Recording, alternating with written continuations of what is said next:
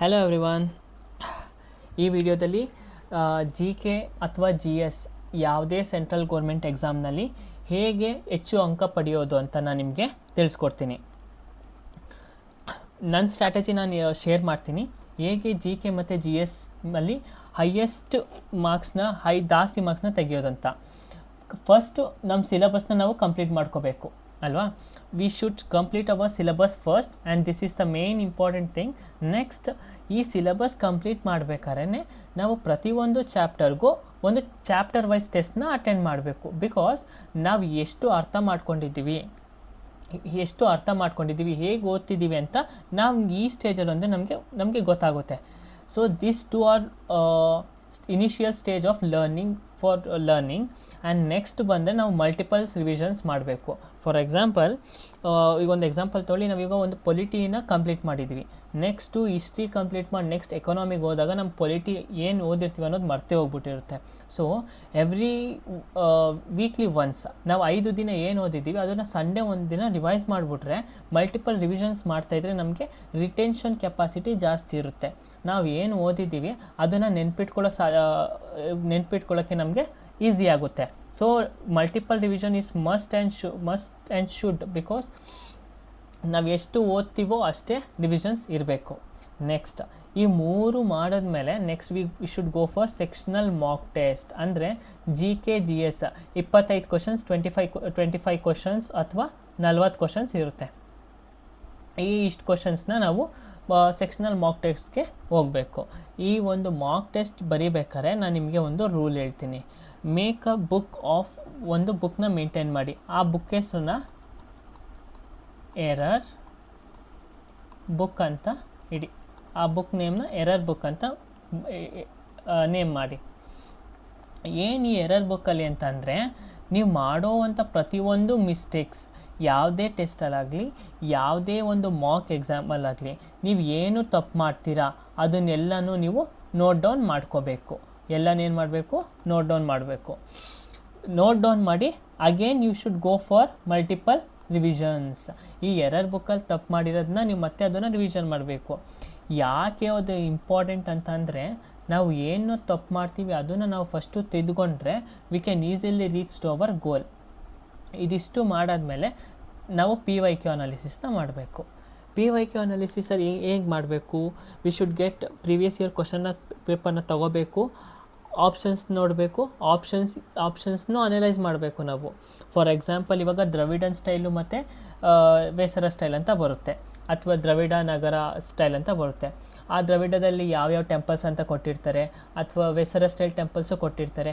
ಈ ಆಪ್ಷನ್ಸ್ ನೋಡಿದಾಗ ನಾವು ಅಂದರೆ ನಾವು ಕಲ್ತ್ಕೋಬೋದು. ಆಪ್ಷನ್ಸ್ನೂ ಅನಲೈಸ್ ಮಾಡಬೇಕು, ಪ್ಲಸ್ ಕ್ವಶನ್ನೂ ಅನಲೈಸ್ ಮಾಡಬೇಕು, ಎರಡೂ ನಾವು ಅನಲೈಸ್ ಮಾಡಬೇಕು. ಇದಾದಮೇಲೆ ಮತ್ತೆ ರಿವಿಷನ್ ಸ್ಟಾರ್ಟ್ ಮಾಡಬೇಕು. ಯಾವಾಗ ರಿವಿಷನ್ ಸ್ಟಾರ್ಟ್ ಮಾಡಬೇಕಂದ್ರೆ, ಎಕ್ಸಾಮ್ಗೆ ಇನ್ನೊಂದು 2 ಮಂತ್ಸ್ ಇರೋಕ್ಕಿಂತ ಮುಂಚೆನೇ PYQ ಅನಲೈಸ್ ಮಾಡಿ. ಈ ಲಾಸ್ಟ್ ಮಿನಿಟಲ್ಲಿ ನಾವು ಏನನ್ನ ರಿವೈಸ್ ಮಾಡಬೇಕು ಅಂತಂದರೆ, ಲಾಸ್ಟ್ ಮಿನಿಟಲ್ಲಿ ನಾವು PYQನ ಅನಲೈಸ್ ಮಾಡಿರ್ತೀವಲ್ಲ, ಆ ಅನಲೈಸ್ ಮಾಡಿದ್ರಲ್ಲಿ ಯಾವುದು ಇಂಪಾರ್ಟೆಂಟ್ ಅಂತ ಒಂದು ಟಾಪಿಕ್ನ ಸೆಲೆಕ್ಟ್ ಮಾಡಿ ಆ ಒಂದು ಕ್ವಶನ್ಸ್ನ ನಾವು ಮಲ್ಟಿಪಲ್ ರಿವಿಷನ್ಸ್ ಮಾಡಬೇಕು. ಸೊ ಜಿ ಕೆ ಮತ್ತು ಜಿ ಎಸ್ಗೆ ನಾವು ಏನಾದರೂ ಹೈ ಮಾರ್ಕ್ಸ್ ಸ್ಕೋರ್ ಮಾಡಬೇಕಂದ್ರೆ the first and the foremost strategies ಇದಿಷ್ಟನ್ನ ನಾವು ಮಾಡಲೇಬೇಕು. ಇದೇನು ಮಾಡಿಲ್ಲ ಅಂತಂದರೆ, ಇದ್ರೊಳಗೆ ಯಾವುದಾದ್ರು ಒಂದು ಮಿಸ್ ಆಯಿತು ಅಂತಂದರೂ ನಾವು ಹೈಯೆಸ್ಟ್ ಮಾರ್ಕ್ಸ್, ಜಿ ಕೆಲಿ ಹೈಯೆಸ್ಟ್ ಮಾರ್ಕ್ಸ್ಗೆ ಸ್ಕೋರ್ ಮಾಡೋಕ್ಕೆ ಆಗಲ್ಲ. ಸೊ ಫಸ್ಟು ಸಿಲೆಬಸ್ನ ಕಂಪ್ಲೀಟ್ ಮಾಡಿ, ಆಮೇಲೆ ಚಾಪ್ಟರ್ ವೈಸ್ ಟೆಸ್ಟ್ ಅಟೆಂಡ್ ಮಾಡ್ತೀರಿ. Multiple revisions is must. Sectional mock ಟೆಸ್ಟ್ನ ಅಟೆಂಡ್ ಮಾಡಿ. ಈ ಒಂದು ಮಾಕ್ ಅಟೆಂಡ್ ಮಾಡಬೇಕಾದ್ರೆ ಒಂದು ಎರರ್ ಬುಕ್ನ ನೀವು ಇಡಿ. ಈ ಎರರ್ ಬುಕ್ಕಲ್ಲಿ ನೀವೇನೇನು ತಪ್ಪು ಮಾಡಿದ್ದೀರ ಅದನ್ನು ಬರೀರಿ. ಅಲ್ಲೇ ನಿಮ್ಮ ತಪ್ಪುಗಳನ್ನ ತಿದ್ದುಕೊಳ್ಳಿ. ಮತ್ತೆ ಆ ತಪ್ಪು ಯಾವುದೇ ಕಾರಣಕ್ಕೂ ಆಗಬಾರ್ದು. Next comes the important question, PYQ analysis. ಇದರೊಳಗೆ ನಮಗೆ ಗೊತ್ತಾಗ್ಬಿಡುತ್ತೆ ಹೆಂಗೆ ಟ್ರೆಂಡು, PYQ ಕ್ವಶನ್ಸ್ ಹೇಗೆ ಕೇಳ್ತಿದ್ದಾರೆ ಅಂತ ಎಲ್ಲ ನಮಗೆ ಇದ್ರೊಳಗೆ ಗೊತ್ತಾಗುತ್ತೆ. Next, this is a first strategy. ನಾವು ಹೇಗೆ GK ಮತ್ತು GSನ ಹೈಯೆಸ್ಟ್ ಮಾರ್ಕ್ಸ್ ತೆಗಿಬೇಕಂದ್ರೆ ಇದು ಒಂದು ಫಸ್ಟ್ ಇನಿಷಿಯಲ್ ಸ್ಟೇಜಲ್ಲಿ ಇದು ಒಂದು ಸ್ಟ್ರಾಟಜಿನ ಯೂಸ್ ಮಾಡಬೇಕು. ನೆಕ್ಸ್ಟ್, ಎಲ್ಲರೂ ಹೇಳ್ತಿರ್ತಾರೆ ಕರೆಂಟ್ ಅಫೇರ್ಸ್ ಅಷ್ಟು ಕ್ವಶನ್ಸ್ ಕೊಟ್ಬಿಟ್ಟಿದ್ರು, ಎಲ್ಲ ಬರೀ ಕರೆಂಟ್ ಅಫೇರ್ಸ್ ಮೇಲೆ ಇತ್ತು, ನನ್ನ ಕೈಲೇನೂ ಮಾಡೋಕ್ಕೆ ಆಗಿಲ್ಲ, ಅಂತ. ಸಿ ಕರೆಂಟ್ ಅಫೇರ್ಸ್ ಅದು ಒಂದು ಪಾರ್ಟ್ ಅಷ್ಟೇ. ಯಾಕೆ ಕರೆಂಟ್ ಅಫೇರ್ಸ್ ಕೇಳ್ತಾರೆ? ದಿನಾಗಲೂ ಅದೇನಾದ್ರು ಆಗ್ತಿರುತ್ತೆ, ಅದು ನ್ಯೂಸಲ್ಲಿರುತ್ತೆ, ಅದಕ್ಕೆ ಕೇಳ್ತಾರೆ. ನಾವು ವರಿ ಮಾಡ್ಕೊಬಿಟ್ಟಿರ್ತೀವಿ, ಹೆಂಗೆ ಕರೆಂಟ್ ಅಫೇರ್ಸ್ನ ಕವರ್ ಮಾಡೋದು, ನಮ್ಮ ಹತ್ರ ಹಿಸ್ಟ್ರಿ, ಪೊಲಿಟಿ, ಜಿಯೋಗ್ರಫಿ, ಎಕನಾಮಿ ಎಲ್ಲ ಓದಬೇಕು, how to cover current affairs ಅಂತ. ರಿಮೆಂಬರ್, ಕರೆಂಟ್ ಅಫೇರ್ಸಲ್ಲಿ ದಿನ ನ್ಯೂಸ್ ಪೇಪರಲ್ಲಿ ನೋಡ್ರೆ ನ್ಯೂಸ್ ಪೇಪರಲ್ಲಿ ಎಷ್ಟಿರುತ್ತೆ? ಇಲ್ಲ ಅಂದರೂ 15ರಿಂದ ಒಂದು ದಿನಾಗಲೂ ಒಂದು 20ರಿಂದ 30 ನ್ಯೂಸಸ್ ಇರುತ್ತೆ. ನಾವು ಎಲ್ಲನೂ ಡೈಲಿ 30-40 ನ್ಯೂಸ್ ಓದ್ಕೊಂಡು ಕೂತ್ಕೊಳ್ಳೋಕ್ಕಾಗುತ್ತಾ? ನಾವು ಕರೆಂಟ್ ಅಫೇರ್ಸ್ ಓದೋಕ್ಕೂ ಒಂದು ಸ್ಟ್ರಾಟಜಿ ಇರುತ್ತೆ. ಏನು ಸ್ಟ್ರಾಟಜಿ ಯೂಸ್ ಮಾಡಬೇಕು? ಫಾರ್ ಎಕ್ಸಾಂಪಲ್, ಇವಾಗ ರೀಸೆಂಟಾಗಿ ಪ್ರೆಸಿಡೆಂಟ್ ಎಲೆಕ್ಷನ್ ಆಯಿತು, ವೈಸ್ ಪ್ರೆಸಿಡೆಂಟ್ ಎಲೆಕ್ಷನ್ ಆಯಿತು. ಯಾಕೆ ಎಲೆಕ್ಷನ್ ಆಯಿತು? ಟರ್ಮ್ ಎಕ್ಸ್ಪೈರಿ ಆಯಿತಾ? ಇಲ್ಲ. ಯಾಕಂದರೆ ಜಗದೀಪ್ ಧನಾಂಕರ್ ಅವರು ರಿಸೈನ್ ಮಾಡಿದ್ರು ವೈಸ್ ಪ್ರೆಸಿಡೆಂಟಾಗಿ. ಮತ್ತು ಯಾರು ನ್ಯೂ ಆಗಿ ಆಯ್ಕೆ ಆಗಿದ್ಯಾರು? CP ರಾಧಾಕೃಷ್ಣ ಅವರು ನ್ಯೂ ಆಗಿ ಆಯ್ಕೆ ಆದರು. ಸೊ ಇದು ಯಾವ ಸಬ್ಜೆಕ್ಟ್ಗೆ ರಿಲೇಟೆಡು? ಈ ಸಬ್ಜೆಕ್ಟು ಪೊಲಿಟಿಗೆ ರಿಲೇಟೆಡು ಅಲ್ವಾ? ಯಾವ ಒಂದು ಸಬ್ಜೆಕ್ಟ್ ಅಂದರೆ ನಾವು ಸ್ಟ್ಯಾಟಿಕ್ ಸಿಲೆಬಸಲ್ಲಿ ಓದಿರ್ತೀವೋ, ಇನ್ ಕೇಸ್ ಅದೇನಾದರೂ ನ್ಯೂಸಲ್ಲಿ ಇತ್ತು ಅಂತಂದರೆ ನಮಗೆ ಅದು ಇಂಪಾರ್ಟೆಂಟ್ ಆಗುತ್ತೆ. ಈ ಥರ ಒಂದು ನ್ಯೂಸ್ಗಳ್ನ ಮಾತ್ರ ನಾವು ಓದಬೇಕು, ಯಾವುದೇ ಬೇರೆ ನ್ಯೂಸ್ಗಳ್ನ ನಾವು ಓದೋಕ್ಕೆ ಹೋಗಬಾರ್ದು. ಫಾರ್ ಎಕ್ಸಾಂಪಲ್, ಇವಾಗ ನಮ್ಮ ಕರ್ನಾಟಕದಲ್ಲಿ ಯಾವುದೋ ಒಂದು ಪೊಲಿಟಿಷಿಯನ್ಸ್ ನ್ಯೂಸ್ ಬರ್ತೈತೆ ಅಂದ್ಕೊಳ್ಳಿ, ಅದು ನಮಗೆ ಬೇಕಾಗಿಲ್ಲ, ನಮಗೆ ಅದು ವೇಸ್ಟ್. ಅದು ನಮ್ಗೆ ಯಾಕೆ? ನಮ್ಗೆ ಬೇಕಾಗಿರೋದೇನಿದ್ರು ನಮ್ಗೆ ಸಿಲೆಬಸ್ ಇಂಪಾರ್ಟೆಂಟ್ ಏನೇ ಇದ್ರೂ ಮಾತ್ರ ನಮಗೆ ಬೇಕು. ಓಕೆ, ನಾನಿವಾಗ ನಿಮಗೆ ಕರೆಂಟ್ ಅಫೇರ್ಸ್ಗೆ ಹೇಗೆ ಓದಬೇಕು ಅಂತ ಹೇಳ್ತೀನಿ. ಒಂದು ಸೆಕೆಂಡ್.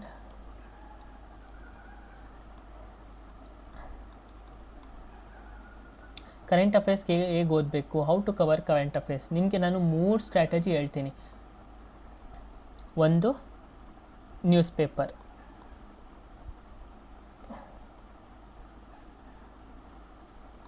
ಯಾವುದು? ಹಿಂದೂ ಅಥವಾ ಹಿಂದೂ ನ್ಯೂಸ್ ಪೇಪರ್ನ ಓದಿ. ಓಕೆನಾ?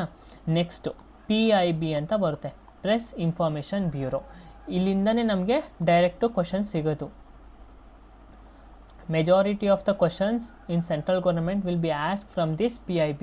ನೀವು ನ್ಯೂಸ್ ಪೇಪರ್ ಎಷ್ಟು ಕವರ್ ಮಾಡ್ತೀರೋ ಡೈಲಿ ಅಪ್ಡೇಟ್ PIBಗೆ ಇರಬೇಕು. ಇವೆರಡು ಕಂಬೈನ್ ಮಾಡಿ ನಿಮ್ಮ ನೋಟ್ಸ್ ಮಾಡಿ. ಡೈಲಿ ನ್ಯೂಸ್ ಪೇಪರ್ ಓದೋಕ್ಕೆ ನಿಮಗೆ ಸೆಂಟ್ರಲ್ ಗೌರ್ಮೆಂಟ್ ಅಂದರೆ ಯಾವುದೇ ಎಡಿಟೋರಿಯಲ್ ಓದಲ್ಲ ಅಂತಂದರೆ ನಿಮಗೆ nearly it takes 30 to 35 minutes. ಮತ್ತು ಎವ್ರಿ ಡೇ 15 ಮಿನಿಟ್ಸ್ PIB ಕೊಡಿ. ನೀವು ನಿಯರ್ಲಿ 40 to 50 ಮಿನಿಟ್ಸ್ ಡೈಲಿ ಕೊಟ್ಟರೆ, ನೀವು ಎವ್ರಿ ಡೇ ಕೊಟ್ಟರೆ, you can easily cover all the current affairs. ಓಕೆನಾ? ಇದ್ರ ಜೊತೆಗೆ we will be providing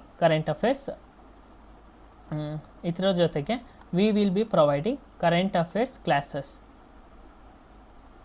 okay, ಇದಿಷ್ಟು ನೀವು ಹೇಗೆ ಕವರ್ ಮಾಡೋದು ಮತ್ತು what are the sources to cover this news.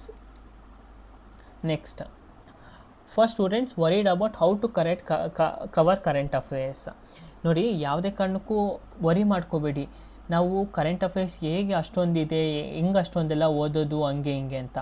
Current affairs ಏನು ಮಾಡಬೇಕು ಅಂತಂದರೆ, ಈ ಫಾರ್ಮುಲಾ ನೆನ್ಪಿಟ್ಕೊಬಿಡಿ.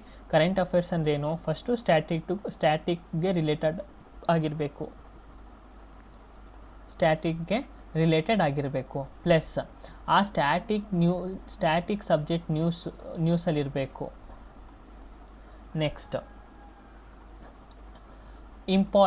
ನ್ಯಾಷನಲ್ ಇಂಪಾರ್ಟೆಂಟ್ ಆಗಿರಬೇಕು.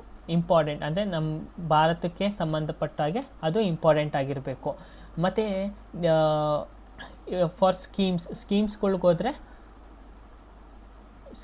ಇದಕ್ಕೋದ್ರೆ 10 ಇಯರ್ಸ್ ಸ್ಕೀಮ್ಸ್ಗಾಗಿದ್ದರೆ, 10 ಇಯರ್ಸ್ ಆ್ಯನಿವರ್ಸರಿ ಆಗಿದ್ದರೆ, 100 ಇಯರ್ಸ್ ಆ್ಯನಿವರ್ಸರಿ ಆಗಿದ್ದರೆ, ಅಥವಾ 50 ಇಯರ್ಸ್ ಆ್ಯನಿವರ್ಸರಿ ಆಗಿದ್ದರೆ, ಈ ಥರ ಏನಾದರೂ ಒಂದು ಸ್ಪೆಷಲ್ ಆ್ಯನಿವರ್ಸರಿ ಅಥವಾ ಡೇಟ್ಸ್ ಇದ್ದರೆ ಅದು ಇಂಪಾರ್ಟೆಂಟ್ ಆಗುತ್ತೆ. Not only schemes, if there may be data.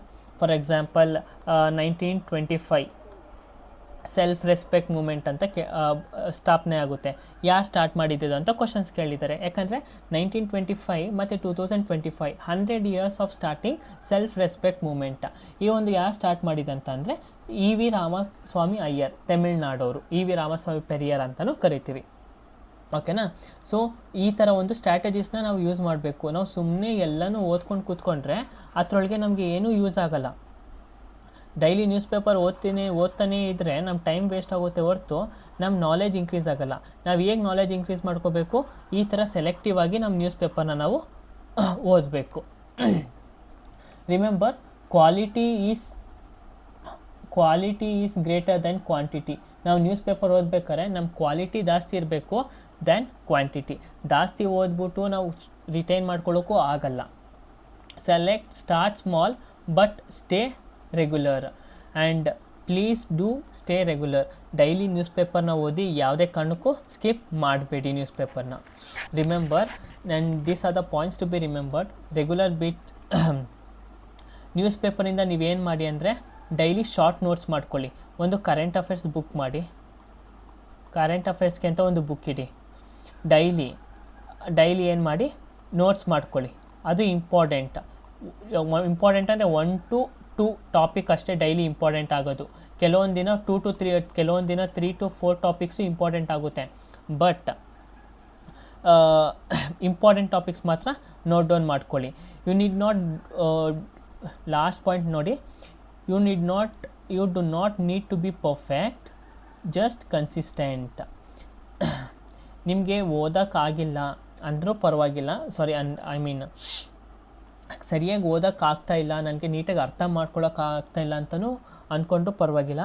Starting 1 to 2 months maximum ಅರ್ಥ ಮಾಡ್ಕೊಳ್ಳೋಕ್ಕೆ ಕಷ್ಟ ಆಗುತ್ತೆ. ಬಿಕಾಸ್ ನೀವು ಇವಾಗ ಓದೋಕ್ಕೆ ಸ್ಟಾರ್ಟ್ ಮಾಡಿದ್ರೆ 1-2 months ಆದರೂ ನಿಮಗೆ ಬೇಕು ಆ ಒಂದು ಡೆಪ್ತ್ ಅನಾಲಿಸಿಸ್ ಸಡನ್ನಾಗಿ ಅರ್ಥ ಆಗೋಕ್ಕೆ. ಸೊ ನೀವು ಕನ್ಸಿಸ್ಟೆಂಟ್ ಆಗಿದ್ದರೆ you can become perfect. You may not be perfect now, but you can become perfect after 1 to 2 months. Next, this is first stage and this is second stage. This is also second stage and this is the third stage to increase or boost your score. ಈ ಒಂದು ವಿಡಿಯೋದಲ್ಲಿ, ಈ ಒಂದು ಫೇಸಲ್ಲಿ ಏನು ಮಾಡಬೇಕು ಅಂದರೆ ನೀವು go for PYQ analysis. PYQ ಅನಾಲಿಸಿಸ್ಗೆ ಹೋಗಬೇಕು. ಹೇಗೆ ಮಾಡ್ತೀರಾ ನೀವು PYQ ಅನಾಲಿಸಿಸ್ನ? ಒಂದು ಕ್ವಶನ್ಸ್ ತೊಗೋಬೇಕು. ಆ ಕ್ವಶನ್ಗೆ ಆನ್ಸರ್, ಆ ಕ್ವಶನ್ ಏನು ಕೇಳಿದ್ದಾರೆ ಆ ಆನ್ಸರ್ನ ಹುಡುಕಿ, ಮತ್ತು ಇನ್ನೂ 4 ಆಪ್ಷನ್ಸ್ ಕೊಟ್ಟಿರ್ತಾರೆ ABCDಯಲ್ಲಿ. ಈಗ ಎ ಕ್ವಶನ್ ಇದಕ್ಕೆ ಆನ್ಸರ್ ಆದರೆ BCD ಈ 3 ಆಪ್ಷನ್ಸ್ನು ನಾವು ಅನಲೈಸ್ ಮಾಡಬೇಕು. ಓಕೆನಾ. I will teach you how to analyse. PYQ analysis video ಬರುತ್ತೆ, ನೀವು ಅದನ್ನು ನೋಡ್ತಾ you can learn how to analyse PYQs. Next, static GK from the base asked in almost every shift. PYQ analysis ಮಾಡಿದ್ರೆ ನಮಗೇನು benefit? PYQ analysis ಮಾಡಿದ್ರೆ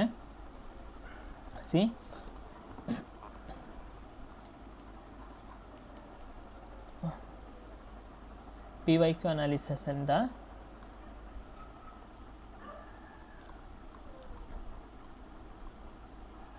ಅನಾಲಿಸಿಸಿಂದ ನಮಗೆ first ಒಂದು ನಮಗೆ ಪ್ಯಾಟ್ರನ್ ಗೊತ್ತಾಗುತ್ತೆ. ಸೆಕೆಂಡ್ ಒಂದು ರಿಪೀಟೆಡ್ ಕ್ವಶನ್ಸ್ ಗೊತ್ತಾಗುತ್ತೆ, ಯಾವ್ಯಾವ ಕ್ವಶನ್ ಎಷ್ಟು ಸಲ ರಿಪೀಟೆಡ್ ಆಗಿದೆ ಅಂತ. ಮತ್ತು PYQ ಮಾಡಬೇಕಾದ್ರೆ ಸೇಮ್ ಥೀಮ್ನ ಫಾಲೋ ಮಾಡಿರ್ತಾರೆ ಎಕ್ಸಾಮ್ ಕಂಡಕ್ಟ್ ಮಾಡೋರು ಸೇಮ್ ಥೀಮ್ನ ಫಾಲೋ ಮಾಡ್ತಾರೆ. ಆ ಒಂದು ಥೀಮ್ ಬೇಸ್ಡ್ ಕ್ವಶನ್ಸ್ನ ನಾವು ಅನಲೈಸ್ ಮಾಡ್ಬೋದು. ನೆಕ್ಸ್ಟು ಫೋರ್ತ್ ಬಂತು options. Statement only 1 option correct, only 2 options correct, ಅಥವಾ ಸ್ಟೇಟ್ಮೆಂಟ್ ಬೇಸ್ಡ್ ಕ್ವೆಶನ್ಸ್. ಇದನ್ನು ಹೇಗೆ ಅಟೆಂಡ್ ಮಾಡೋದು ಅಂತಲೂ ನಮಗೆ ಗೊತ್ತಾಗುತ್ತೆ. ಈ ಆಪ್ಷನ್ಸ್ ಮತ್ತು ಸ್ಟೇಟ್ಮೆಂಟ್ ಇದ್ರೊಳಗೆ ನಮಗೆ ಕ್ಲೂಸ್ ಜಾಸ್ತಿ ಇರುತ್ತೆ. ಎಕ್ಸ್ಟ್ರೀಮ್ ವರ್ಡ್ಸ್ ಯೂಸ್ ಮಾಡಿರ್ತಾರೆ. ಏನು ಯೂಸ್ ಮಾಡ್ತಾರೆ? ಎಕ್ಸ್ಟ್ರೀಮ್ ವರ್ಡ್ಸ್ನ ಯೂಸ್ ಮಾಡಿರ್ತವೆ. For example, only, no, etcetera. ಈ ಥರ ಎಕ್ಸ್ಟ್ರೀಮ್ ವರ್ಡ್ಸ್ನ ಇವರು ಯೂಸ್ ಮಾಡಿರ್ತಾರೆ ಕ್ವಶನಲ್ಲಿ. ಮೆಜಾರಿಟಿ ಆಫ್ ದ ಟೈಮ್ ಇದು ರಾಂಗ್ ಆಗಿರುತ್ತೆ. ಓಕೆನಾ. ನೆಕ್ಸ್ಟು ನಾವು ಪಿ ವೈ ಕೆ ಅನಾಲಿಸಿಸ್ ಮಾಡಿದ್ರೆ ನಮಗೆ ಒಂದು ಟ್ರಿಕ್ ಸಿಗುತ್ತೆ. ಏನು? For example terminology trick, terminology, option elimination ಈ ಥರ ಒಂದು ಟ್ರಿಕ್ಕು ನಾವು ಕಲಿಬೋದು ಯಾವಾಗ ಪಿ ವೈ ಕ್ಯೂ ಅನಾಲಿಸಿಸ್ ಮಾಡಿದಾಗ. ಈಗ ನೆಕ್ಸ್ಟ್ ಏನಂದರೆ, ಈಗ ನಮ್ಮ S S C pattern change ಆಗಿದೆ. ಅಂದರೆ ಎಕ್ಸಾಮ್ ಪ್ಯಾಟರ್ನ್ ಯಾರು ಇವಾಗ ಎಕ್ಸಾಮ್ ಕಂಡಕ್ಟ್ ಮಾಡ್ತಿದ್ದಾರೆ, ಈಕ್ವಿಡಿಟಿ ಅವರು ಎಕ್ಸಾಮ್ ಕಂಡಕ್ಟ್ ಮಾಡ್ತಿದ್ದಾರೆ. ಅವರು ಯಾವ ಲೆವೆಲ್ ಡೆಪ್ತಲ್ಲಿ ಈ ಕ್ವಶನ್ಸ್ ಕೇಳ್ತಿದ್ದಾರೆ ಅಂತ ಈಗೂ ಅನಾಲಿಸಿಸ್ ಮಾಡೋಕ್ಕಾಗಲ್ಲ, ಅಂದರೆ ಅಕ್ಯುರೇಟಾಗಿ ಅನಾಲಿಸಿಸ್ ಮಾಡೋಕ್ಕಾಗಲ್ಲ. Because they are asking questions from static G K in some shift and from current ಅಫೇರ್ಸಿಂದನೂ ಸಮ್ ಶಿಫ್ಟಲ್ಲಿ ಕೇಳ್ತಿದ್ದಾರೆ, ಸ್ಟ್ಯಾಟಿಕ್ ಜಿ ಕೆಯಿಂದನೂ ಕೇಳ್ತಿದ್ದಾರೆ. We cannot accurately say how they will ask questions ಅಂತ. But equity pattern is mostly predicted, because economy in the fixed question, polity in the fixed question, ಮತ್ತು they are majorly focusing on current affairs. TCS ಮತ್ತು ಈಕ್ವಿಡಿಟಿ, TCS ಮುಂಚೆ ನಡೆಸ್ತಿದ್ದಂಥ ಒಂದು exam ವೆಂಡರು, ಆದರೆ ಇವಾಗ ಈಕ್ವಿಡಿಟಿ ಬಂದಿದೆ SSC ಎಕ್ಸಾಮ್ಗೆ. But TCS NTPC ಎಕ್ಸಾಮ್ಗೂ ನಡೆಸ್ತಿರೋದು. ಈ equity majorly focusing on current affairs, and they have selected topic. For example, economy 1991 reforms 5-year plan. ಇದಿಷ್ಟು ಕಲ್ತ್ಕೊಬಿಟ್ರೆ ನಿಮಗೆ majority of the P Y Q will be answered. So equity pattern ಕಷ್ಟ ಅಂತ ಏನಿಲ್ಲ. We can score easily in this than TCS, because the topics are fixed. ಇದರೊಳಗೆ few questions need linking of facts and analytical thinking ಬೇಕು ಸ್ವಲ್ಪ ಕ್ವಶನ್ಸ್ಗೆ. ಈ ಒಂದು questions analytic ಥಿಂಕಿಂಗಲ್ಲಿ we can use extreme words ಅಂತ ಒಂದು ಟ್ರಿಕ್ ಇದೆಯಲ್ಲ, ಈ ಥರ ಒಂದು ಕೊಟ್ಟಿರ್ತಾರೆ. ಓನ್ಲಿ, ನೋ, ನನ್ ಅಂತ ಒಂದು ಟ್ರಿಕ್ ಕೊಟ್ಟಿರ್ತಾರೆ. ಈಗ ಈ ಒಂದು ಕ್ವಶನ್ಸ್ ಫೇಸಲ್ಲಿ ಅನಾಲಿಟಿಕ್ ಥಿಂಕಿಂಗ್ ಬೇಕು. ಇವೆಲ್ಲ ನಾವು PYQ ಸೀರೀಸ್ ಸಾಲ್ವ್ ಮಾಡ್ಬೇಕಾದ್ರೆ ನಾನು ಹೇಳ್ಕೊಡ್ತೀನಿ ಯಾವ್ಯಾವ ಥರ ಟ್ರಿಕ್ ಯೂಸ್ ಮಾಡಬೇಕು ಅಂತ. Next, what is the question trend of TCS pattern? TCSಗೂ ಇದಕ್ಕೂ ಏನು ಡಿಫ್ರೆನ್ಸ್ ಇತ್ತು ಅಂತ. TCS ಈಕ್ವಿಡಿಟಿ ಮೇಜರ್ಲಿ ಏನು PYQನೇ ರಿಪೀಟ್ ಆಗ್ತಿತ್ತು. ಇಲ್ಲಿ no repetition of PYQ, but repetition of themes. ಒಂದೇ ಥೀಮ್ ಮೇಲೆ ಕ್ವಶನ್ಸ್ ಬರುತ್ತೆ. ಇಲ್ಲಿ PYQ ರಿಪೀಟ್ ಆಗುತ್ತೆ and only single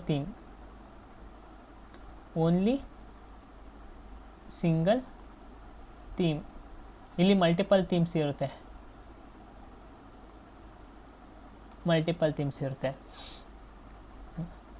more focus on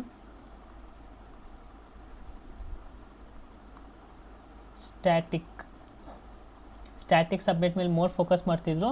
ಆದರೆ equity pattern static plus current affairs.